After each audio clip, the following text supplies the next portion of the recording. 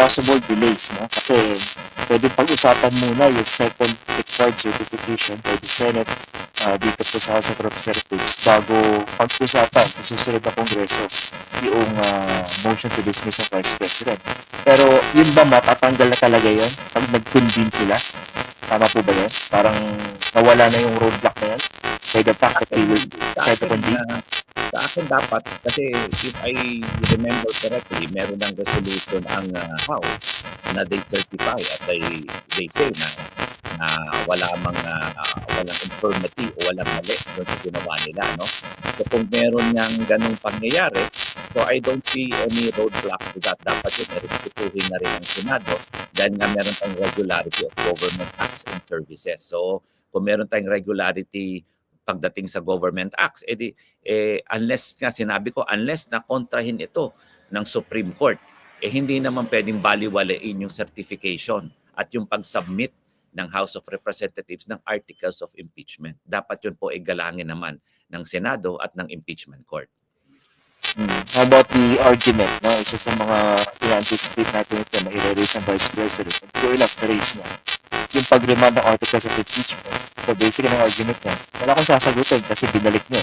Walang articles of impeachment ko sa Senado. Ano pong tingin niyo ba? Kaya nga kung makikita mo yung answer, Christian, it's an answer ad cautelam. Nauna sa answer niya, yung technicalities, itong impeachment, itong 1-year impeachment ban, itong pag-remand sa House, bago pa niya sinagot yung articles one by one. Pero kung titignan mo yung sagot niya sa articles, generalities, walang specific denials din. Pero doon tayo sa question na ano yung issue pag doon sa remand. Nandun nga yon sa question niya na since remand ito, technicality na naman ito. Pero as I said, since meron ng certification, since meron ng regularity of government service and so government acts, then that should cover that, no? I mean yung pag-remand na yan, kasi mismong Senate resolution na yung sinasabi sa House na mag-certify sila. So gagalangin ba yan ng Senado? Nag-certify na sila. So they should not question that anymore. 'Di ba? Kasi nag-certify na yung House. Ngayon yung second issue doon, ready ba kayo? Gusto niyo bang ituloy ito sa 20th Congress? Tumuloy naman sila. Kung once the House prosecutors are present in the hearing that they called, the Senate would call, automatic present na sila doon kasi nagbigay na sila ng appearance nila, no? At sabi ko nga, paulit ko lang, paalala ko lang, hindi naman sa nagmamarudong tayo o nagtuturo tayo sa House Defense, kaya nga sabi ko, on both sides naman na nakikinig sa atin sana, wala namang notice of appearance ad cautelam. Mas maganda sana yung gawin nila notice, special appearance na notice kung gusto nila na hindi sila bound by it. Hindi naman ad cautelam. Yung ad cautelam dito yan sa mga answers, sa mga pleadings na ganyan.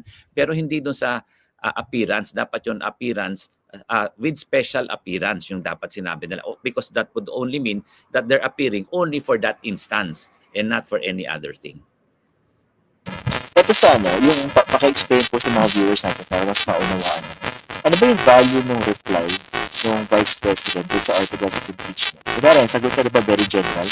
Parang, ang dating sa akin, she didn't want to dignify the allegations. Diba, sinasabi niya, walang ebidensya, tapos general yung sagot niya.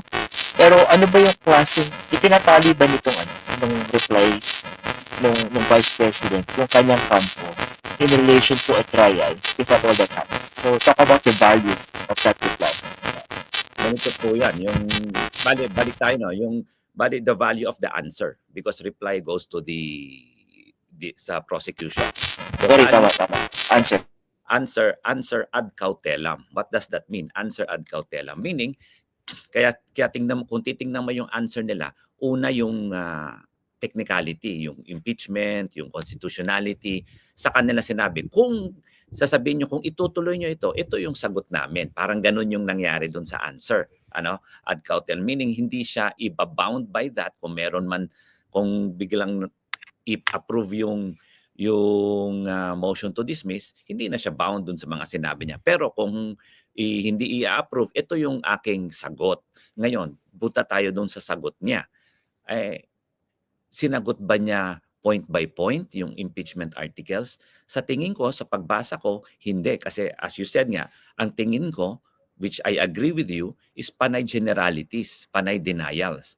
Ang mabigat dito, Christian, is that if it is all general denials without any specifics, kasi ang laban naman niya hindi specified yung articles, kaya wala rin siyang specifics. Pero that is for the court to decide pinasasagot ka na nga 'di ba? Kasi otherwise dapat humingi ka or merong mga tipong other venues para or other kinds of pleadings para humingi ng detalye, no?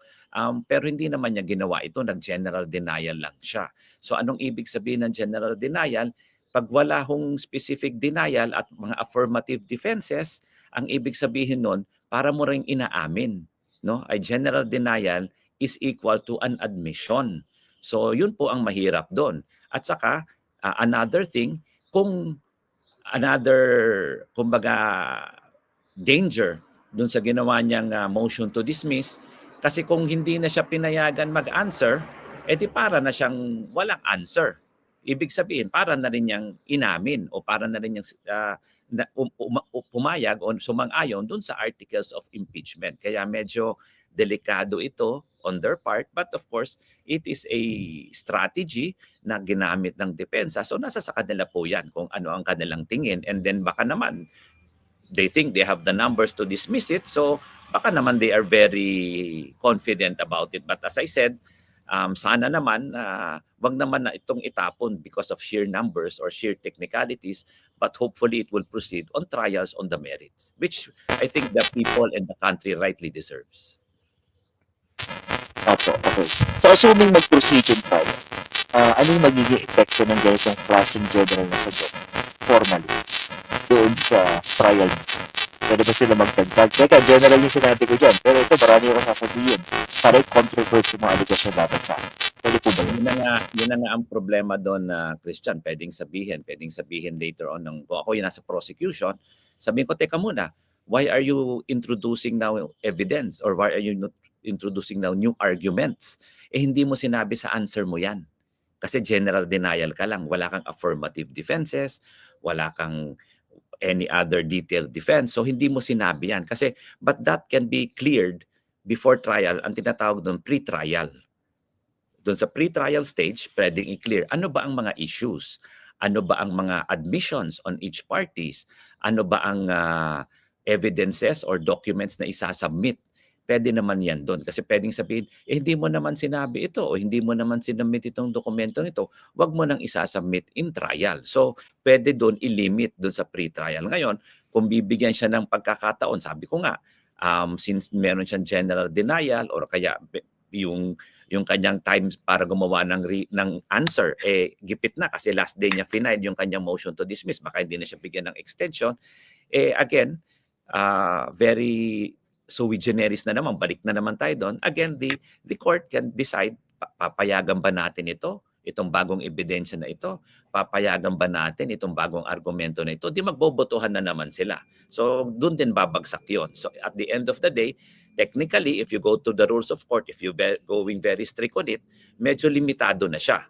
But then again, since this is an impeachment court, pwedeng magmo-motion yung depensa and sabihin nila, we would like to introduce this new argument or this new witness or this new document, and then pagbobotohan na yan. Parang yung pagboto dun sa second envelope ni ERAP, whether to accept or not, pinagbotohan yon. So ganun po yun. Bawat motion, bawat step, pwede na lang pagbotohan yon. Whether or not they follow the rules of court, nasa sa kanila po yan. Okay. Sige, balikan natin yung June 10 na session ng Senate Impeachment Court kung saan may ilang mga senador na tumayo. Tapos si Bato, after manumpa, di ba, nag-motion siya to dismiss, tapos hindi na pagbigyan, medyo pinasahin ng konti yung motion niya, ginawa na lang demand. Okay. So basically, isang takeaway din na marami sa mga kababayan natin. Marami sa mga senador ang hindi abogado. May ilang abogado, pero dun sa nakita natin noong June 10, parang hindi naman technically puro legal ang pinag-usapan. Matindi yung passion, matindi yung politika. Dito po kasi technical at pinag-uusapan natin. How strict can a Senate impeachment court be in addressing issues like this? Yung pinag-uusapan po. Or pwede bang mamayani dyan yung parang hindi, dahil tayo sui generis, this is how we will decide. Even if this is not technically the rules of court, or siguro hindi to ganun katinding pagtalima sa konstitusyon. Ano po ba yung mga wiggle room na nakikita nyo sa mga senador natin dito? Ganito po yan. Ganito po ang tingin ko as kumbaga I studied the 3-4 previous impeachments na ginawa na natin sa ating bayan. Simple lang po, it is both legal and political, 'di ba? Sabi nga natin sui generis, it is a legal process, and yet it is also a political process. Paano siya naging legal kasi korte tayo, may mga west tayo, may proseso tayo in a sense na magta-trial tayo, magbibigay tayo ng ebidensya. Ngayon, ang problema natin, Christian, since it is political, ang problema dito, nagbigay ng argumento, nagbigay ng ebidensya, nagbigay ng motion. The question is, how would they decide? Would they decide it legally or will they decide it based on their own personal perception, whether lawyers or not? So doon papasok yung political aspect ng laban na ito. Sa akin, it's not, mas maganda sana kung abogado kasi nakakaintindi ng batas kung sana ano yung totoo. Pero meron din mga abogado sa Senado, Christian, na ang linaw-linaw ng batas. Sila mismo, yung mga abogado mismo ang umiikot ng batas. So nakakalungkot din yun tignan. At yung mga tipong sinasabi nga natin na ibang senador dyan na hindi abogado, sana naman iintindihin nila, aralin nila, at sana naman hindi sa political bias nila tignan. So as I said, it's both legal in a sense na may proseso, pero political in a sense na baka naman pagdating ng boto nila, regardless of the weight of the evidence, regardless of whether or not it is following the Constitution or not, baka ibotohin pa rin nila on their political biases. As I said, for example, sabihin ng Supreme Court, legal yung crossover. Hindi naman yan, it is valid, no? Pwede siya. At yung impeachment complaint is not invalid. It is constitutional. Yung pag-file ng impeachment articles na final ni Sara, kung yan i-dismiss. Kung later on sabihin nila ayaw namin sundin. So they are following not the Constitution, but they would be following their political biases and maybe political favors. Pero anong magagawa natin? Then again, as I said, kung tingin natin may grave abuse, doon tayo aakyat sa Supreme Court. Doon na naman papasok yung pagpasok ng political, ng judicial review.